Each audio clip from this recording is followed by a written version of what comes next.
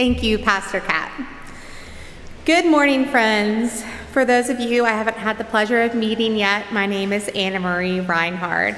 And when I think about Augsburg, I am overwhelmed with a sense of homecoming and deep connection. As many of you know, my roots here run deep. I've been a member since I was a baby, just like my daughters, Ada Catherine and Mary Ruddle, are now.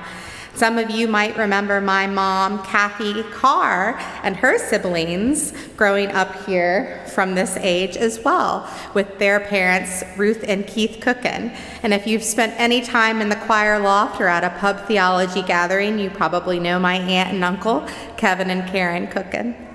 My daughters love coming here to see Pastor Katie, and as they call her, Pastor Katie's sister, Katie McIntosh. They don't really understand familial naming, so they think they're sisters. And so the children's ministries are thriving, and they love coming every week for that. I love reconnecting with the friends and loved ones I grew up with here, while also forming so many new and wonderful friendships along with my husband, Robert, with others in our thriving youngish adults ministry, and the many, many, many new members we have welcomed in recent years. After being away for a few years in my 20s, it feels so good to be back as I raise my family here at Augsburg. The energy in this church feels better than ever, and we know that there are others out there who might be longing to come home to a community like this too, which is why we are welcoming new members every season. It is really an exciting time to be part of the Augsburg family.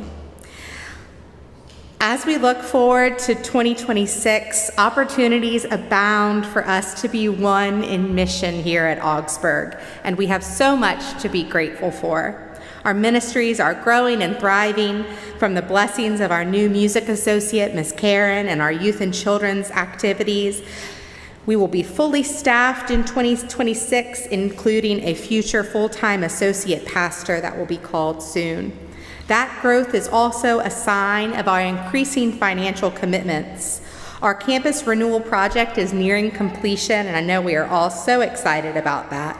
And our spaces are going to get more use than ever before, not just by our own ministries, but also by our partners in the community. I'm here during the week for Bible study on Thursdays, as well as for other meetings and activities, and this space is bustling every day of the week. It's really great to see.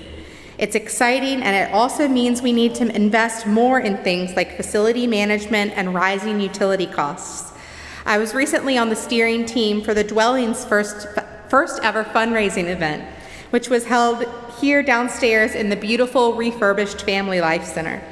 The event welcomed over 200 supporters of the important, beautiful organization on a Friday night to Augsburg as we celebrated the Dwelling and raised money for its continued ministry.